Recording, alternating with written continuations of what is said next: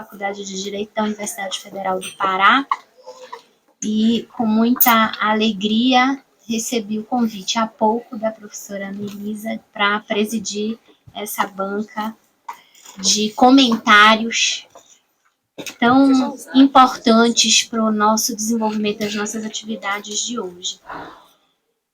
Ambos os professores que estão aqui ao meu lado dispensam apresentações e, em razão da exiguidade do nosso tempo, nós já estamos bem avançados no nosso horário. Eu também já vou de imediato passar a palavra. Peço licença ao professor Caio para iniciar com a professora Cláudia. É possível, professor? Então, obrigada desde já pela atenção ao nosso horário. Professora Cláudia, fique à vontade. Bem, eu queria agradecer muitíssimo o convite e dizer que tentarei, fazer em 15 minutos, pode ser? 10, talvez, vamos ver, vai dar. E queria agradecer muitíssimo ao professor Campilongo, à professora Bechara, ao professor Nino, essa belíssima iniciativa, dizer que conta com todo o apoio da Faculdade de Direito da Universidade Federal do Rio Grande do Sul, que eu estou diretora, e com todas as nossas forças possíveis para concretizar cada vez mais essa iniciativa. Peço desculpas já antecipadamente que amanhã não vou poder estar, porque fui chamada e terei que estar em Porto Alegre. Bem, o título da minha palestra, pequena reflexão, desafios do ensino jurídico nas faculdades públicas e gratuitas, eu gostaria de começar com vamos dizer, uma pequena modificação. Eu não vou refletir, depois das belíssimas reflexões que ouvimos aqui sobre o ensino jurídico, eu vou querer ser mais, vamos dizer assim, direta, naquilo que esse colégio, esse grupo, esta rede, pode nos ajudar no ensino jurídico nos próximos tempos. Então, eu separei alguns desafios e algumas sugestões, vamos ver se consigo fazer rapidamente. E vou dividi-los em duas partes, que é um mote que eu gosto muito de utilizar, que é o mote de Tobias Asser, quando ele fundou a Academia de Haia. Eu sou professora titular de Direito Nacional Privado, então acho o Tobias Asser assim, o máximo, que em plena guerra fratricida e outras coisas, ele achou que o direito podia ser um instrumento de construção da paz. E tanto no direito privado quanto no direito, no caso, internacional público e multilateral, e criou esse fórum. E o mote do fórum, que é a academia tanto a academia quanto a Conferência de Haia, é paciência e coragem. Eu gosto muito desse mote, e porque ele demonstra um pouco a nossa situação, que é uma situação de um país com muitas dificuldades, em que nós podemos simplesmente desistir ou ter paciência para enfrentar, Mas, ao mesmo tempo, porque é um país com muitas dificuldades, diversidades, enfim, problemas muito profundos, nós precisamos de mais coragem ainda, principalmente para ter uma reação, Eu acho que esse colégio, esse foro é uma reação, e espero que seja uma reação, e tenho certeza que será muito frutífera, Então, o que eu separei para a paciência, Eu acho que as universidades, principalmente, eu falo do meu lugar de fala, que é uma federal, pública, gratuita, de qualidade, mas ela tem problemas estruturais, assim, muito difíceis. Você falou aqui em desburocratização, então, realmente, às vezes é difícil superar esses problemas estruturais, Mas, vou dar um exemplo, o Salão Nobre da minha faculdade de Direito, que tem 123 anos, desabou o teto em 2019, e até agora a gente não conseguiu verbas para reconstruí-lo. E fomos pedir ao reitor, o reitor pouquinho difícil, e ele disse assim, olha, não podemos fazer nada, mas a senhora pode mudar toda a faculdade de Direito, menos o Salão Nobre. Eu olhei para ele e disse, então tá, vamos fazer. E nós mudamos toda a faculdade de Direito, menos o Salão Nobre. Então, esses problemas estruturais eu acho que nos acompanham. Mas talvez nós possamos nos unir ao pedir, não sei, emendas parlamentares, ao pedir aumento dos orçamentos, pode sair dessa primeira reunião uma moção, não é? Para o aumento do orçamento geral, tem uma PEC que tenta aumentar o orçamento das universidades, pelo menos das federais, ou do CNPq, da CAPES, fazer um pouquinho de lobby, vamos chamar assim, no sentido bom da palavra, né? A favor das universidades públicas e gratuitas. Outro exemplo que esses problemas estruturais ao mesmo tempo nos unem é que muitas de nós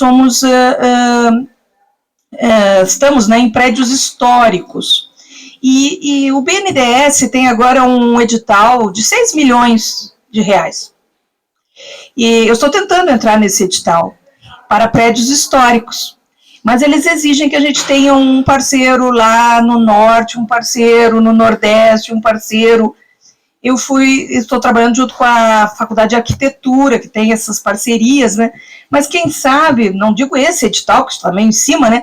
Mas quem sabe nós, como colégio, podíamos pensar nos prédios históricos, né? Esse belíssimo prédio aqui e outros, né? Eu tenho copiado várias boas iniciativas da USP, como a Fundação de Apoio, a Associação Gestora do Fundo Patrimonial, copiei, né? Só não consegui copiar o Adote um Aluno, mas eu ainda vou conseguir, mas ainda não consegui. Mas agora já vou copiar o centro também, professora Nina, e aí nesse sentido podemos ter 2 centros pensando, né?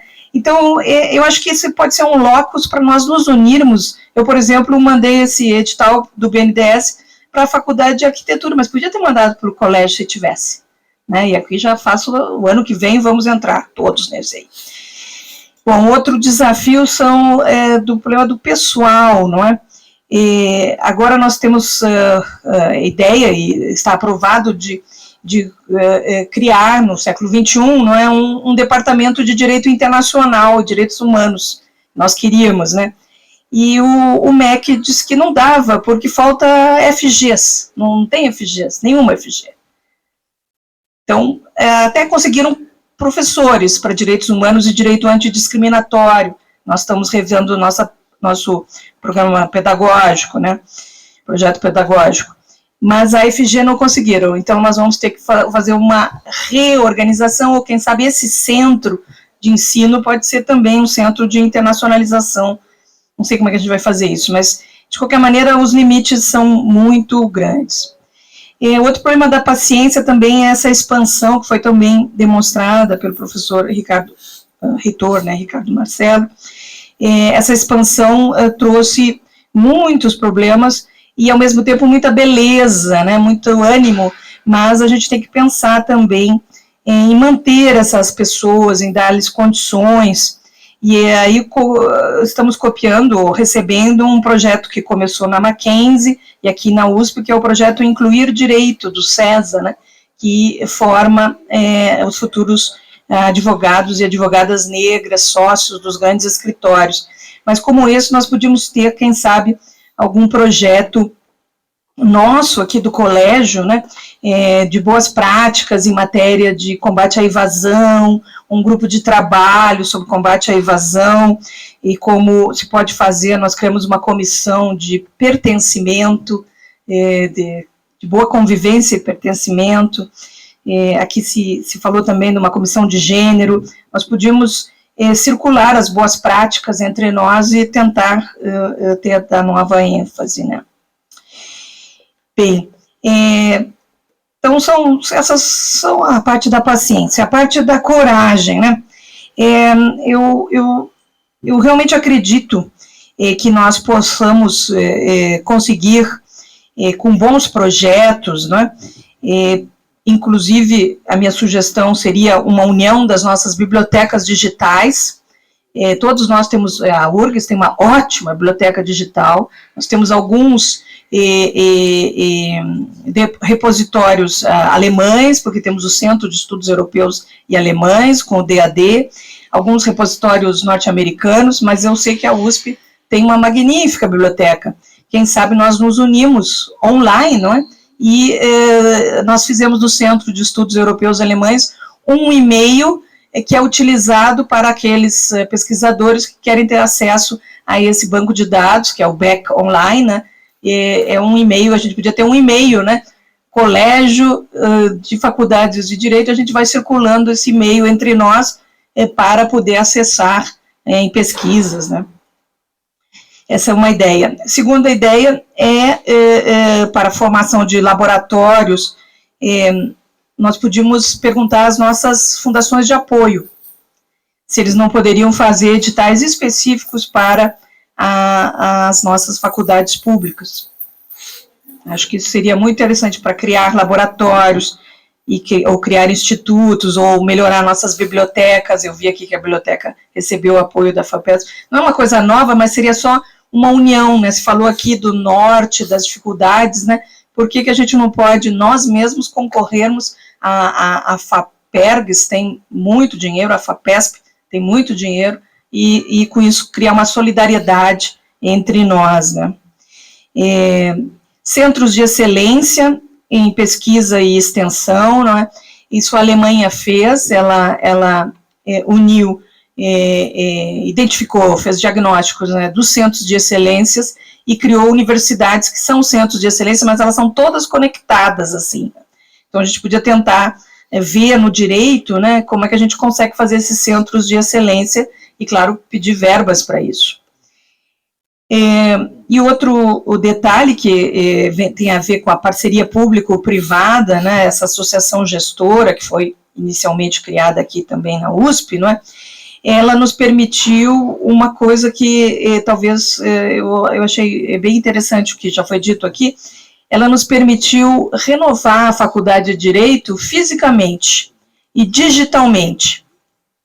Nós colocamos quadros touch, que ganhamos dos ex-alunos, né? Nós pedimos para os ex-alunos, fizemos a vaquinha, como seria assim o crowdfunding, né? Para um quadro touch. Colocamos em todas as salas um quadro touch, inspirado nas salas do futuro de Harvard. As salas do futuro de Harvard têm 2 quadros touch. Um em que fica a jurisprudência e o outro fica a aula do professor. E aqui eles fazem as brincadeiras e caô, não sei o quê, e aqui fica a aula, né? E por que 2 lá? Porque eles já estão pensando assim, os estudantes, né? Então, a gente não teve dinheiro para 2, a gente comprou só um, mas comprou com retorno, né? Com uma televisãozinha de retorno, com essas, como é que chama? Câmaras, tem 2 câmaras, e uma câmera filmando os alunos. De maneira que agora a gente tem um Dinter com Maringá, assim, online, é híbrido, não é online, né? Mas ele se permite, né? E os alunos também, eles se veem naquela câmara, eles fazem perguntas, eles talvez estão mais atentos à aula, eles dominam aquele quadro touch de forma impressionante, que a gente nem sabe, mas uma coisa que eles adoraram é a Faculdade de Direito. Eles passam o tempo inteiro lá. A gente também colocou todas as salas, assim, podem ser utilizadas para grupo de pesquisa, essas salas touch, né, para fazer coisas online, e então está sempre ocupado, está sempre cheio de gente, o que mostrou, assim, uma reação, talvez que a gente encontrou uma linguagem que eles entendam, né? E isso talvez para os professores foi um desafio, porque as aulas têm que ficar bem mais interessantes, mas elas ficam mais interessantes. Aqueles quadros, eles guardam a aula, então todos eles podem ter as aulas de todos, né? É também impressionante isso. E só queria trazer como ideia, né? E a parte final, eu estou terminando meus 15 minutos aqui, a parte final tem a ver com essa parceria público-privada, que, claro, nas universidades a gente pode tentar, mas talvez a gente pudesse tentar sugerir coisas novas para o governo atual. Uma coisa que sempre me impressionou na Alemanha, e que foi tentado até, mas agora já não tem mais, uma possibilidade das pessoas que ocupam a gestão, né? Nós temos cursos lá na universidade sobre ser diretor, etc., muito úteis, por sinal. Não são chatos, são bem interessantes. Mas que as pessoas que ocupam a gestão, depois elas pudessem ter um sabático para fazer pesquisa. E aí eu sugiro justamente que entre nós, né, no colégio, a gente não troque só alunos, mas que a gente permita os professores fazer sabáticos. Eu nunca estudei aqui na USP, eu gostaria de uma vez de passar aqui na USP, eu gostaria de sei lá, se a família aceitar, não é, ir para Alagoas, para Paraíba, né, e passar uns meses lá dando aulas, fazer uma disciplina conjunta, né, que seria uma espécie assim de visiting, né, de prêmio para aqueles que fizeram a gestão, ou não pode ser só por escolha, assim, tipo um edital, né, e a gente pedir dinheiro para o governo criar essas cátedras, né, das universidades públicas, assim, pelo menos para os nossos pequenos sabáticos, 3 meses, 1 mês, sei lá, acho que em 1 mês a gente pode fazer muita coisa, descobrir muita gente interessante, alunos novos, né, acho que seria uma outra sugestão. Para terminar meu último minuto, eu vou falar sobre o CNPq. Eu sei que o meu tema é ensino jurídico, mas eu fui eleita, eu não fiz campanha, mas eu acabei sendo eleita como representante do direito no CNPq. Eu era suplente, agora virei representante. E fiquei impressionada, mas impressionada negativamente, com a grande achatamento da nossa área. De um lado, aqui, bem demonstrado pelo reitor Ricardo Marcelo, né, nós tivemos uma profissionalização do direito. Aqui também se falou, dedicação exclusiva e tal, né? Uma profissionalização muito forte, pelo menos nas públicas, né? Mas isso não foi acompanhado por uma expansão, e ao contrário, há um certo ranço, e eu vou dar não digo discriminação, mas um ranço, né? Contra o direito, que não é uma ciência tão séria assim, e ao mesmo tempo é uma ciência que consegue, de alguma forma, outro tipo de verbas, né? Então, os dados que eu tenho é que quando as decisões no CNPq, das bolsas de produtividade, né, elas são por demanda. Então, nós não tínhamos demanda. Em 2004, 35 pedidos, não é nada, né, 35 pedidos. Mas em 2012, nós tínhamos 95 pedidos. Vejam que todos os PQs que nós temos hoje, os Bolsa Produtividade, né, são 87. Então, em 2012, a demanda era mais ou menos o número de bolsas que nós tínhamos, né? Em 2016, a demanda já era 120. Em 2020, a demanda era 150. Em 2021, a demanda era 175.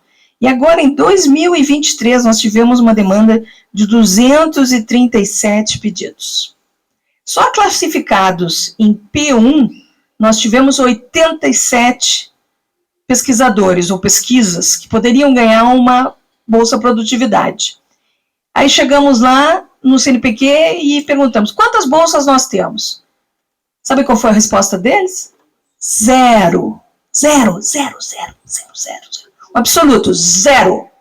Aí eu disse para ele, vou me demitir, isso é um absurdo. A gente faz todo esse julgamento, a maioria foi aprovada, então era demanda qualificada, para ter zero bolsa, zero expansão. Não, mas nós aumentamos o valor das bolsas, os PQ2 agora tem bancada, então simplesmente não só tem esse grupo de 87. E, bom, moção para aumentar, já saiu do Comped, já saiu no ano passado, está saindo esse ano de novo, tudo direitinho. Nós pedi também ao querido professor Campilongo uma moção aqui nossa, mas o que eu ia pedir é o contrário, é que a gente possa aumentar o orçamento do CNPq, aumentar o orçamento da CAPES, mas pelo menos o do CNPq, e nós mostrarmos que estamos todos nós, e o colégio, né, trabalhando para aumentar. Porque realmente não é que as bolsas sejam só das faculdades de direito públicas e gratuitas. Também há bolsas, obviamente, para pesquisadores que estão nas universidades privadas, de todos os tipos, né? Porque é por pesquisa, né, ou por pesquisador, e não por faculdade. Mas eu tenho certeza que isso ia reverberar muito positivamente se o aumento do orçamento pudesse vir. Aí nós perguntamos para eles quantos são 20, nosso ideal é 20 bolsas a mais nesse certame, e depois continuar sempre com 20. E eles disseram 2.400.000. Isso para um aumento do orçamento não é nada. Uma emenda parlamentar pode cobrir isso. Mas o simbólico aqui, por isso que eu falo, né, é que nós, de alguma maneira, temos condições de fazer um lobby positivo e nos consolidarmos como um centro que pode, vamos dizer, dar boas ideias, fazer bons trabalhos, como foram aqui apresentados, e, ao mesmo tempo, um lobby para a valorização do ensino gratuito. Eu não quero falar sobre EAD, sobre o que vem por aí, porque talvez não seja muito positivo, mas eu acho que nós podemos fazer lobby, inclusive na Ordem dos Advogados, no IAB, voltar a todas essas grandes instituições para valorizar, fazer uma contratendência de valorização do ensino público. E, nesse caso, acho que teremos muito apoio dos alunos, como se viu aqui na greve, né, que foi tão bonita, muito apoio de todos e principalmente dos nossos colegas. Eu acho que esse colégio que está sendo formado, ele é um início de um novo tempo. Tomara que essas pequenas ideias possam ajudar. Obrigada.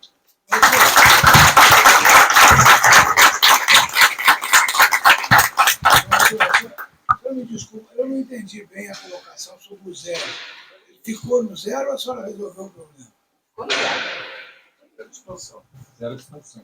Não, zero de expansão. Mantém-se as 87 bolsas. Então, os 200 e... Mas essa decisão é da agora ou do governo antecedente?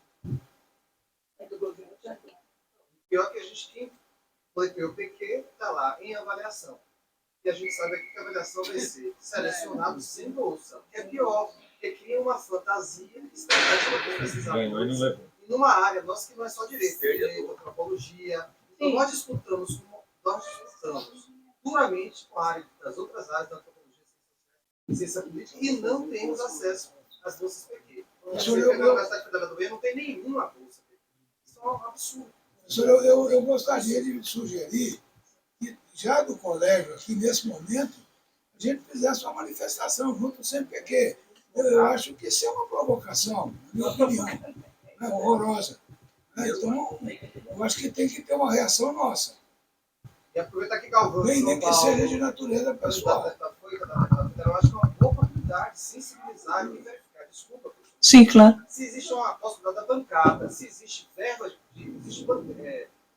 parlamentar. Isto. Então, se deslocada, você tá Existe. Nordeste, Existe, sim. Repassar recursos para a Bolsa, porque é melhor Bolsa do que destinar recursos de verba parlamentar para atividades meramente locais, pontuais, sem efeito concreto na educação. Excelente. Eu acho que nessa linha, É grave. todos nós temos relações com parlamentares, lá na Bahia, Zé Neto, Bruno Maia, todos ex-alunos. Como em todos os lugares, isso não mesmo. Todos ex-alunos. Não é difícil para este grupo se movimentar politicamente de forma correta, né?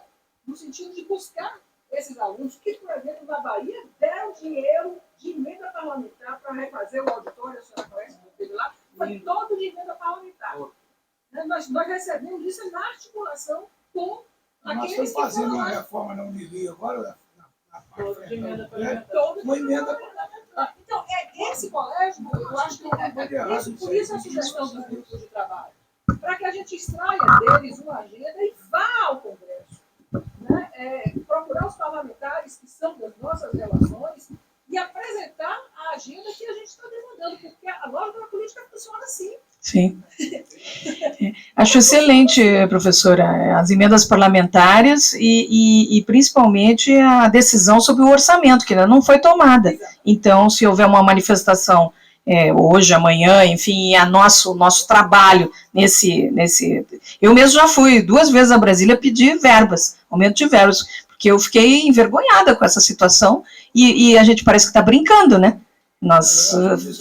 Um desrespeito. Eu, inclusive, coloquei o meu cargo à disposição, todos colocaram, né, professora Rosângela, professor Catone, e eles riram, assim, felizes que a gente ia desistir. Aí eu disse, não, então nós não vamos colocar, nós vamos conseguir esse dinheiro. Quanto o senhor precisa? 2.400.000, nós vamos conseguir. Foi assim, foi bem direto. Mas eu agradeço se houver possibilidade de moção, tanto desse colégio quanto de trabalho individual, com cada um. Eu já falei com todos que eu conheço, se todo mundo falar, eu acho que fica um zoom, né?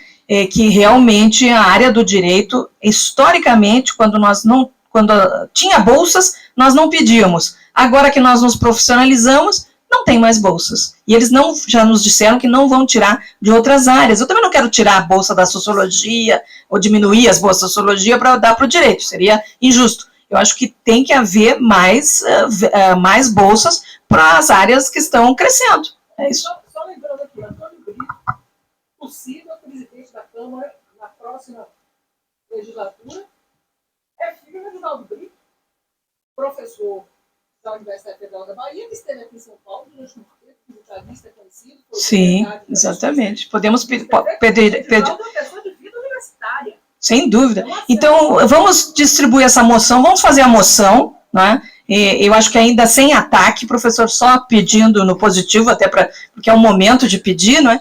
E se não ganharmos, aí sim, aí a gente chuta o balde, como se diz, né? Mas primeiro uma moção e distribuímos entre todos os nossos parlamentares conhecidos, e eu farei questão de levar também ao professor Edivaldo Brito. Sim. Itamar não está na educação, Alice em Portugal. Apenas em aditamento à manifestação de vocês, eu quero dizer que a Universidade Federal do Pará tem também trabalhado junto a todos os seus parlamentares, porque a Universidade Federal do Pará, de todas as universidades no Brasil, foi a que mais cortes sofreu nos últimos anos. E, por conta disso, nós estamos vivendo uma situação emergencial em todos os cursos, né? No nosso, especialmente no curso, o nosso Instituto de Ciências Jurídicas, em razão também da ausência de recursos, sofreu um incêndio no último dia 4 de julho, e agora estamos todos espalhados entre os blocos de aula para podermos trabalhar a parte administrativa da faculdade. Paralelamente a isso, nós temos conseguido verbas externas através das nossas clínicas, que eu conversava há pouco, ouvindo a nossa palestra anterior, com a professora Márcia, que me acompanha nesse colégio. A ideia que a gente vai ter aqui, a partir da ideia dos centros que foram apresentados na última mesa, é de nós podermos reunir essas nossas clínicas todas. Hoje nós temos uma clínica de direitos humanos, uma clínica de trabalho escravo, que é coordenada pela professora Valena, que é a diretora do nosso instituto, uma clínica de atenção à violência, que é coordenada pela nossa vice-diretora do instituto, e mais uma clínica de multiversidade, que envolve a questão fundiária, que no estado do Pará é muito importante, né? E aí, então, a nossa ideia agora é essa, mas eu só queria também deixar um relato, assim, a gente tem conseguido muita verba através das atividades realizadas pelas nossas clínicas.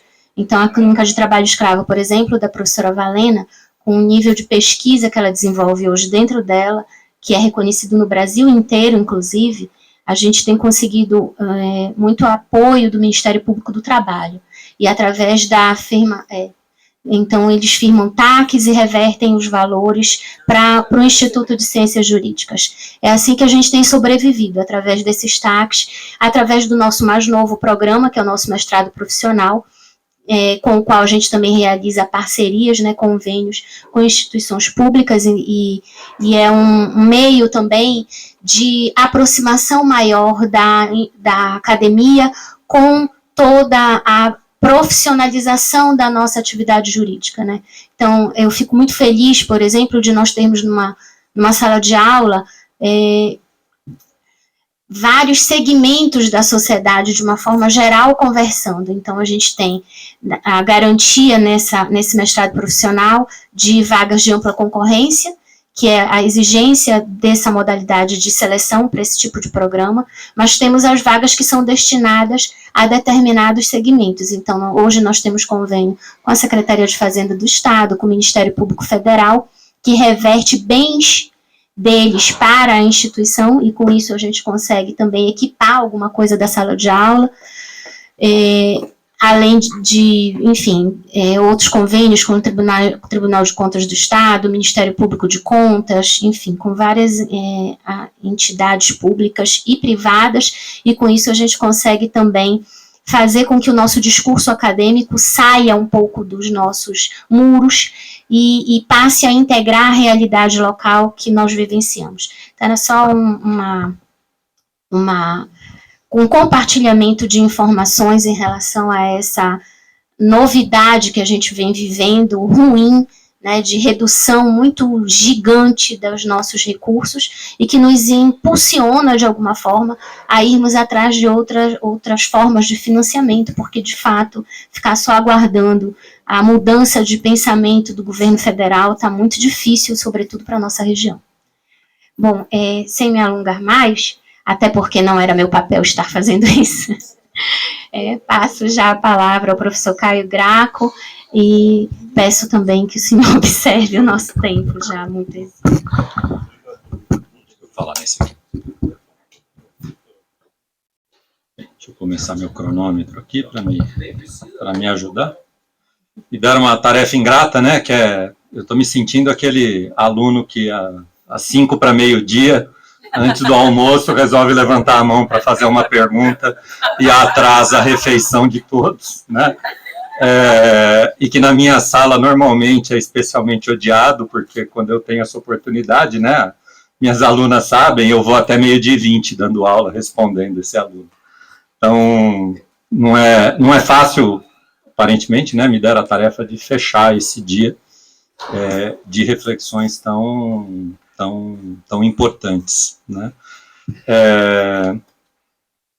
E eu venho aqui, assim, primeiro eu acho que eu tenho que fazer um disclaimer, né? Assim, eu acho que com a maioria de nós aqui, eu nunca tive formação pedagógica para vir aqui falar em formação docente, metodologia de ensino do direito, nunca fiz, nunca cheguei nem perto da faculdade de educação, né? E faz alguns anos que eu tenho estudado pedagogia, que eu tenho estudado docência, a profissionalidade da docência, e aí o meu medo, e aqui eu já faço esse disclaimer, é que normalmente quando a gente começa a aprender alguma coisa, a gente tende a cair vítima de um efeito que a psicologia comportamental chama de Dunning-Kruger, baseado nos 2 pesquisadores que descobriram esse efeito, que é o fato de que quando a gente começa a aprender alguma coisa, a gente tende a superestimar o nosso conhecimento, né, e começa a falar como se fosse autoridade nas coisas, e aí eu já digo que talvez algumas coisas que eu vou falar aqui hoje sejam explicadas pelo fato de eu estar talvez superestimando o meu conhecimento pedagógico, e eu fico até feliz quando o professor da faculdade de educação sai e não vai me ouvir falar, porque eu me lembro de um colega pedagogo que dizia que sempre que eu via colegas professores que não eram da área de pedagogia falando sobre pedagogia, ele se sentia atolado numa lama semântica, né? Então eu espero não estar cometendo esse crime aqui também. Por outro lado, eu também acho que eu estou falando para convertidos, né? A maioria das pessoas que talvez precisaria ouvir o que eu tenho a falar não está aqui hoje, e é talvez uma ilusão extrema nossa achar que elas talvez estariam aqui discutindo ensino jurídico com a gente, né? Me pediram então para falar de formação docente e metodologia do ensino do direito, né? Num evento de abertura de um colégio brasileiro de faculdades de direito públicas e gratuitas, e que me parece um colégio que se forma num contexto social bastante desafiador, porque a gente está discutindo ensino jurídico numa sociedade que aparentemente não valoriza mais o ensino, não valoriza o professor, uma sociedade que muitas vezes de maneira justificada se sente alienada pela universidade e portanto resiste quando tem que financiar a universidade, né? e que, pior, pelos dados recentes que a gente tem, cada vez acredita menos na universidade, na formação superior, como caminho para a ascensão social. Então, esse é um quadro bastante complicado. Eu acho que, eu lembro sempre eu falo de Saramago, né? O Saramago dizia que ele não era pessimista, ele era preocupado, né? Eu acho que assim, a leitura que eu faço do nosso contexto é um contexto bastante desafiador, e eu acho que isso tem a ver, por exemplo, com essa discussão de verbas que a gente faz e de o quanto que, aos olhos da sociedade, não é apenas um grupo de pessoas que recebe muito bem para produzir pouco, que está pedindo mais dinheiro ainda para não fazer muita coisa, né? E a gente precisa lutar fortemente contra esse estigma que nós temos, né? Meu objetivo aqui hoje com vocês é retomar essa questão, que é bastante ingrata, da formação docente como condição necessária para a renovação do ensino jurídico, né? E, inclusive, como forma de preservação da relevância das faculdades de direito, que vem sendo ameaçada, primeiro, pela evolução tecnológica, né, que coloca boa parte daquilo que a gente ensina, ou, por exemplo, das perspectivas de emprego daqueles que nós ensinamos em questão, né, pela desconexão com a realidade das formas tradicionais de ensinar, né, que reforça, às vezes, essa percepção, principalmente quando a gente recebe um público que não está acostumado com a faculdade de Direito, que nunca foi aceito na faculdade de Direito, e que chega na faculdade de Direito e fala, é isso a faculdade de Direito? Né? É para isso que eu me matei tanto para estudar? Né? Por exemplo, ouvi de um colega lá na região, de que não há conflito de terra em Ribeirão Preto, por exemplo. Né? Então, E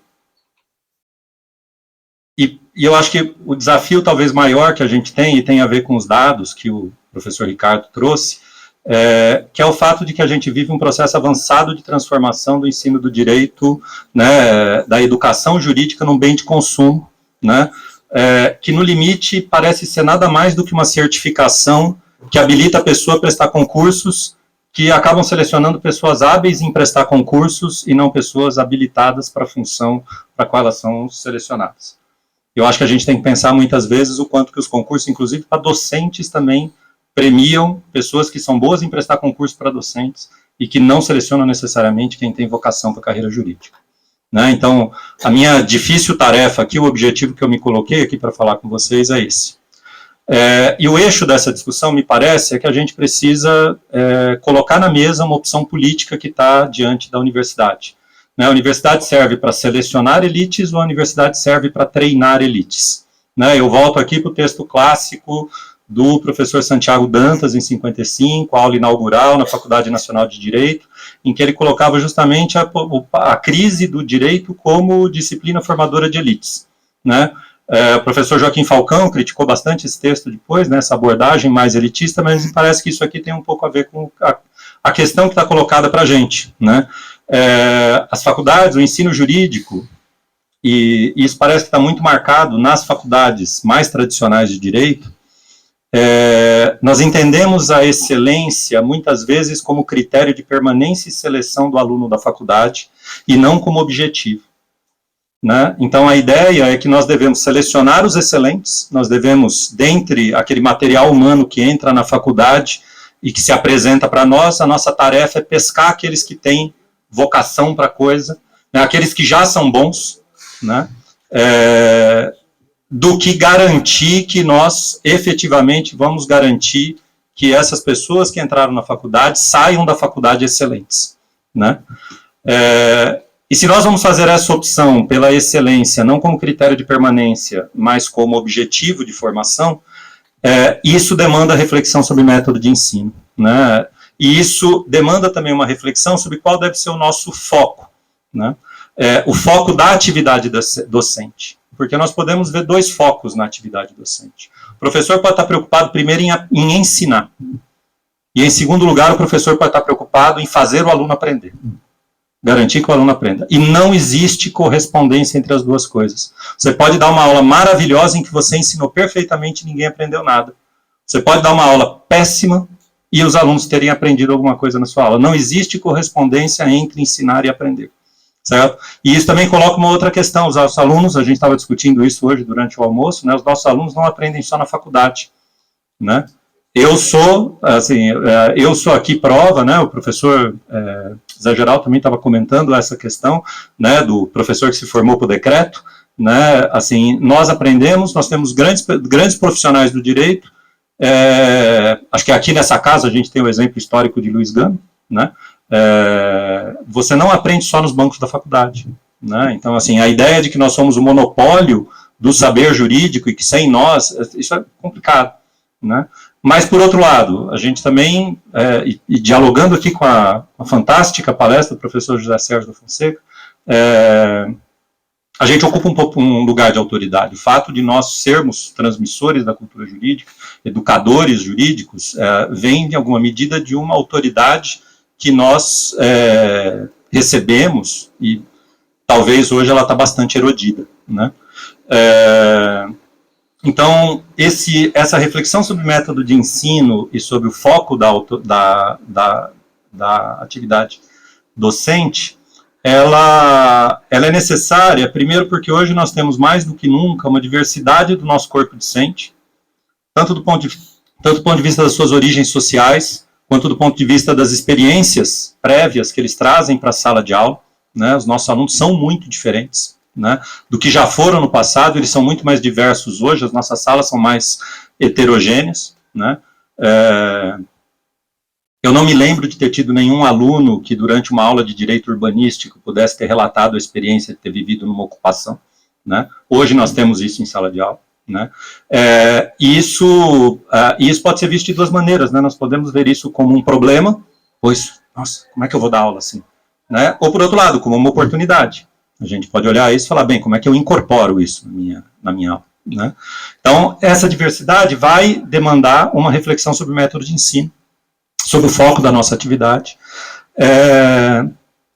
Só que se o nosso foco é ensinar, então pouco importa aquilo que a gente faz, certo? Dar uma boa palestra, né, sistematizar bem um conhecimento, publicar um bom manual de direito, em alguma medida cumpre essa função. O problema é que se o nosso foco é que os alunos aprendam, então é crucial que a gente pense sobre o que nós fazemos. A reflexão sobre o nosso fazer é crucial se o que a gente quer que o aluno aprenda. Porque o que nós fazemos precisa ser idôneo para o aprendizado. Certo? E essa reflexão, né, eu acho que isso está ligado com o que o professor Aurélio Vander Bastos disse no começo, que é o como ensinar. Né? Essa reflexão sobre como ensinar é fundamental se a nossa preocupação é que os alunos aprendam e não que nós ensinemos. Certo? O que nós fazemos é fundamental. Né? Então, como ensinar? Então, a gente precisa refletir sobre o que nós fazemos para identificar aquilo que funciona e aquilo que não funciona. E essa reflexão não é jurídica, essa reflexão é pedagógica. Certo? E é uma reflexão para a qual muitas vezes nós não temos formação. Né? O problema é a falta de formação. Né? E aí qual é o problema? Como nós não somos formados para a docência, a nossa tendência é reproduzir as práticas daqueles que nos ensinaram. Né? Então, aquilo que funcionou conosco vai funcionar com os nossos alunos. Então, eu reproduzo, já que funcionou comigo, vai produzir bons resultados, eu vou ensinar meus alunos. Então, vou reproduzir aquilo que fizeram comigo. O problema é que aí a gente cai num outro problema, que a psicologia também estuda, que é o viés de sobrevivência. Eu abro aqui o parênteses aqui para contar uma pequena historinha, né? Na Segunda Guerra Mundial, conta a história, foi feito um estudo sobre os locais onde os aviões que voltavam de sorties, né, de batalhas aéreas, onde eles tinham sido baleados, para poder decidir onde a gente deveria colocar blindagem nos aviões, né, para reforçar as blindagens. Até que alguém olhou e falou, não faz o menor sentido essa pesquisa que a gente está fazendo. Por quê? Porque esses aviões são os aviões que voltaram. A gente precisa saber onde os que caíram foram baleados. É até lá que a gente precisa aumentar a blindagem. Certo? E aí é o grande problema, quando a gente parte do pressuposto que porque funcionou conosco vai funcionar com os nossos alunos, a gente está partindo do ponto de vista, a gente está esquecendo que nós somos os aviões que voltaram, e que muitos aviões não voltaram, né? Muitos aviões ficaram pelo caminho. O quadro de evasão das faculdades é prova disso. Né? E aí o risco que a gente corre no movimento de inclusão social nas universidades, da gente fazer aquilo que o professor Demerval Saviani chama de exclusão pela inclusão. A gente coloca na faculdade, mas aí a faculdade vira meio que uma porta giratória. O aluno entra e depois sai porque não encontra lugar na faculdade, o método não convence, ele não consegue aprender, né? Então, o problema dessa reflexão, então, desse viés de sobrevivência, é que a gente não percebe que muitas vezes repetir as práticas dos nossos mestres não garante bons resultados, né? Pelo contrário, vai garantir que a gente forme pessoas como nós, mas nós não somos o padrão, né? A gente não se pode usar como medida do mundo.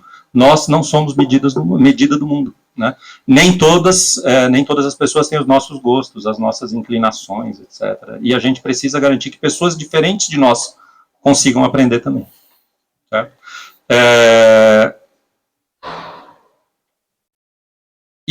Eu acho que é nesse sentido que a gente precisa entender aquilo que há tanto tempo se critica, mas parece que foi muito pouco definido, né? Pelo menos no que eu já li, que é o ensino tradicional.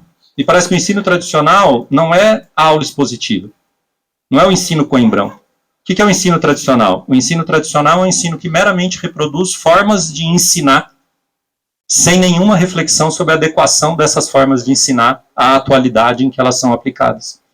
Então é como se nós recebêssemos algo que nos é entregue do passado, e a gente, sem qualquer crítica, sem qualquer reflexão, nós simplesmente tocamos isso para frente. Esse é o ensino tradicional.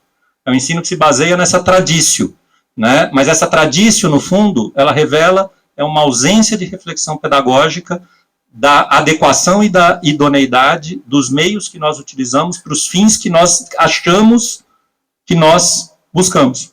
E que muitas vezes nós não somos capazes nem de refletir sobre esses fins, né? Então a gente acaba dando voltas. Então, daí a pergunta, né, para dialogar com o Jairo, né? Como produzir melhores docentes, né? Como produzir melhores docentes, né? Eu acho que a gente precisa partir, aqui eu vou me encaminhando aqui para o final, né? Eu gosto sempre de lembrar uma frase do Paulo Freire, ele dizia o seguinte: ninguém se forma professor às 4 horas da tarde de uma terça-feira. Certo? A formação docente é algo que nós fazemos durante a vida inteira, né? Eu sou professor de uma disciplina de formação docente, que, pelo fato de ser procurada por discentes de programas de pós-graduação de outras unidades que não só do direito, parece que revela que faltam disciplinas de formação docente nos programas de pós-graduação da Universidade de São Paulo. A gente tem normalmente programas em que professores vão dar palestras, mas uma disciplina organizada, pensando na formação docente, é algo que me parece que existe em poucas unidades da universidade. Então a gente recebe alunos da medicina, da enfermagem, né, da psicologia, e aí eu sempre digo isso para eles, eu falo, gente, a gente vai ter 12 encontros aqui, ninguém vai sair formado docente. A minha tarefa aqui não é formar vocês docentes, a minha tarefa aqui é formar alunos que vão ensinar. No sentido de que o meu objetivo é que vocês, daqui em 12 aulas, vocês não tenham mais a desculpa que muitos colegas meus têm, de diante de certos problemas, por dizer, nossa, eu nunca pensei nisso, nunca ninguém me disse isso. Pois bem, alguém disse que tem problemas para vocês e que vocês precisam refletir, e que se vocês vão continuar no ensino tradicional, é por uma questão de escolha, e escolha implica responsabilidade. Certo? Eu não estou falando aqui de ignorância legis nemo excusat, né? Não é essa a ideia, né? Você sabe que tem um problema, né?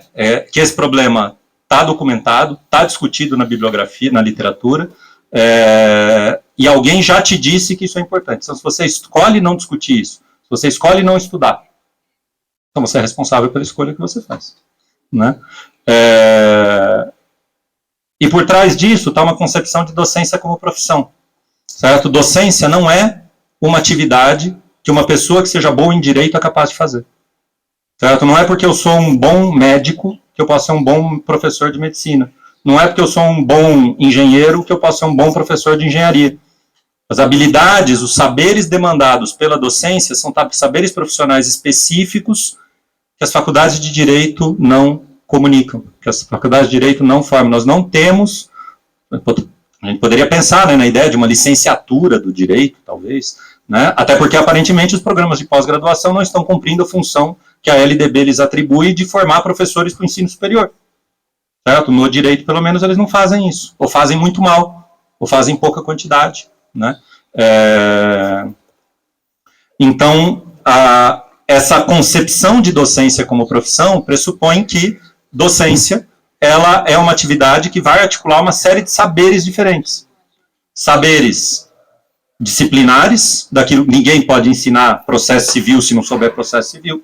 É muito difícil ensinar física quântica se não souber física quântica, né? Então, saberes disciplinares são importantes, mas ela demanda saberes pedagógicos, né? Não adianta, por exemplo, você querer ser um professor inovador, agora está na moda, né? Metodologias ativas de ensino, né?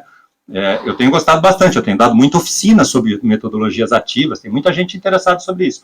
O problema é que é a mesma questão das tecnologias de informação e comunicação. Metodologias ativas, tecnologias de informação são instrumentos. E instrumentos, o juízo que nós fazemos sobre instrumentos é o juízo de idoneidade. Eles servem para aquilo que a gente quer produzir? Eles servem para aquilo que a gente quer fazer com eles? E essa discussão de idoneidade, ela pressupõe que a gente saiba primeiro o que nós estamos fazendo, certo? O que a gente quer com a nossa aula, né? E ainda mais do que isso, se aqueles meios são idôneos ou não, né? Então está cheio de professor que resolve inovar na sala de aula, e seria melhor se ele tivesse continuado dando palestrinha, certo? Era melhor ter ficado na aula com Embran, né? Porque é possível a gente causar muito dano ao aprendizado do aluno querendo mexer de maneira incompetente, né? De maneira inábil, numa metodologia de ensino e fazendo aquilo que não se deve. E eu já fui culpado de fazer isso, né? Depois posso até contar histórias aqui, eu não tenho tempo aqui para contar essa. E isso aqui leva... e aí tem uma outra dimensão também dos saberes docentes. E talvez essa seja a grande dimensão que complica o discurso sobre a importância da formação pedagógica, que é o fato de que boa parte dos saberes docentes são saberes experienciais. É um tipo de know-how que a gente vai acumulando com o tempo em sala de aula. Mas não é exatamente... esse saber experiencial ele é muito parecido com o senso comum, certo? Ele não é refletido, normalmente ele é intuitivo, né? Ele é muito ancorado nas práticas individuais e a gente tende, às vezes, a cair em solipsismos, né, quando a gente trabalha com esses saberes experienciais. Então é muito fácil o professor achar que ele tem experiência, ele sabe dar aula, né? E, portanto, quando você coloca a discussão pedagógica para ele te fala, pô, esse é outro chato da pedagogia que veio aqui querer dizer como que eu devo ensinar. Eu já ouvi de um colega que se alguém vai ensiná-lo a dar aula de direito penal, vai ser um outro professor de direito penal, né? Essa pessoa não teve coragem de ficar na sala para ouvir a resposta depois, inclusive, né? Saiu, mas tudo bem, deixa para lá.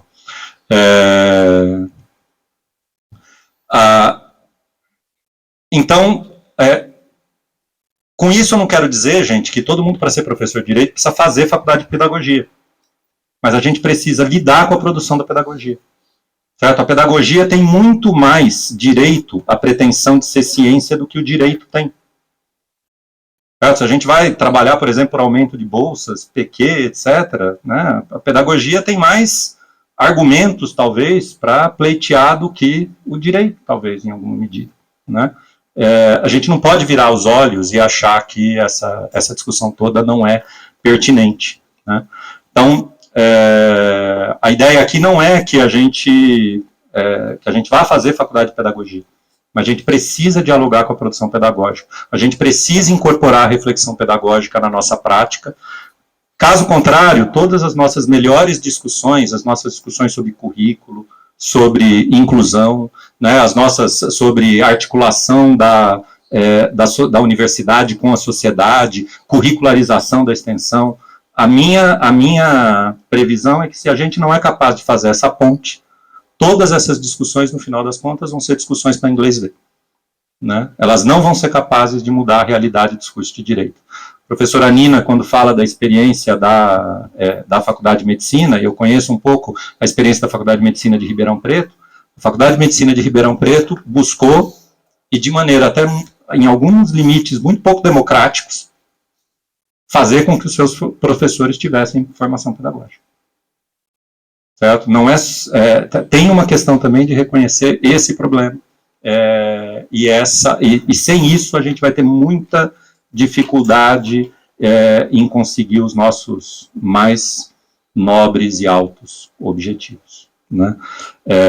A ideia aqui, então, né, por exemplo, que eu tento lidar com uma formação docente eu não sou capaz de formar alguém docente. É a experiência que essa pessoa vai ter e o acúmulo de conhecimento que ela vai ter estudando, se formando e aprendendo que vai fazer dessa pessoa um professor, certo? Ou uma professora, certo? Então, o que a gente tem que focar é isso, a gente tem que focar em formar alunos que aprendem e que vão ensinar da forma como aprender, né? Eu acho que essa deve ser o processo.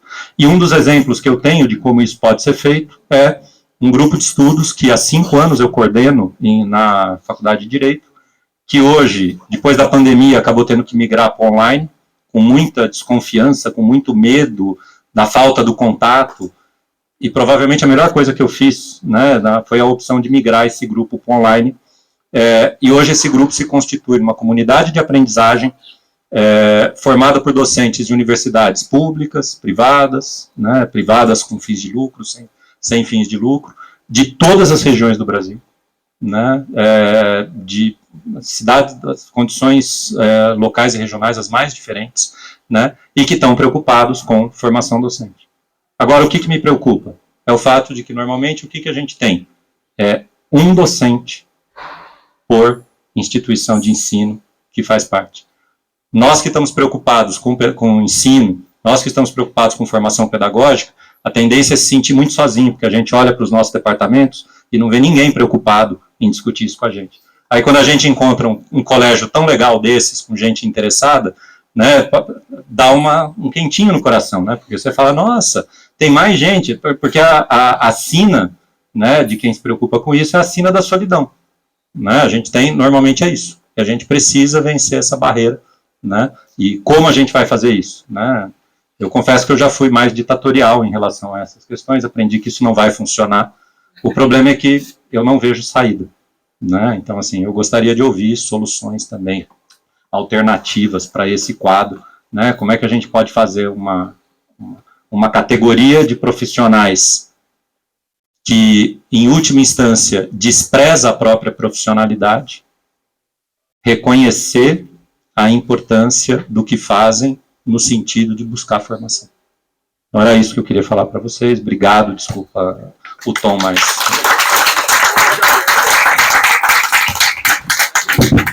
Hã? Vai te odiar mesmo? Eu sou odiado.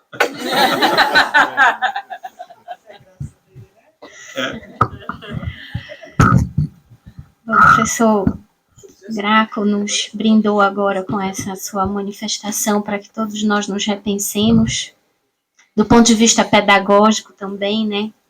É um exercício diário para todos nós que somos docentes e que abraçamos a docência como profissão. Só para encerrar, eu quero só dizer que esse foi um dia muito profícuo para mim, sobretudo quando eu escutei, ao longo de todas as manifestações, frases como a da professora Cláudia agora, envolvendo paciência e coragem, envolvendo práticas da não violência, que me remeteram às minhas aulas de filosofia sobre Gandhi no início do meu curso de Direito, há alguns poucos anos atrás, porque eu não quero dizer a minha idade. Enfim, pensando e refletindo sobre tudo que nós conversamos hoje aqui, o que eu mais tenho é um sentimento de gratidão por nós termos conseguido nos reunir num ambiente como esse e conversar sobre o quanto o ensino jurídico no Brasil vem nos afligindo ao longo desses últimos anos e como é que a gente pode, de alguma forma, nos dar as mãos para lutar pela melhoria do ensino jurídico nesse país. E por isso eu agradeço mais uma vez o convite pela participação e pela formação desse grupo que foi tão cuidadosamente pensado pelos nossos anfitriões. Obrigada. Os nossos agradecimentos a todos que ficaram aqui até essa hora, especialmente a todos os expositores. Acho que nós tivemos um dia de uma riqueza extraordinária. Foi um dia muito, muito útil. Acredito que uma boa parte, se não tudo, todo o evento foi gravado. Depois vamos ver se a gente sistematiza isso de forma a enviar todas essas palestras a todos vocês. Lembro que amanhã nós teremos mais 3 palestras, além de uma discussão a respeito de encaminhamentos práticos. Nós temos a palestra da professora Elaine Pimentel, que deveria ser hoje, ficou adiada para amanhã. Além disso, a palestra da professora Ana Bechara, juntamente com a professora Eunice Prudente. E a última das palestras é a palestra do professor José Eduardo Faria, que é um grande especialista nosso aqui em ensino jurídico. Então, para amanhã nós temos essas 3 palestras, na sequência a discussão que o professor que o professor Nuno vai organizar a respeito dos encaminhamentos práticos, de como é que o colégio pode trabalhar daqui para frente.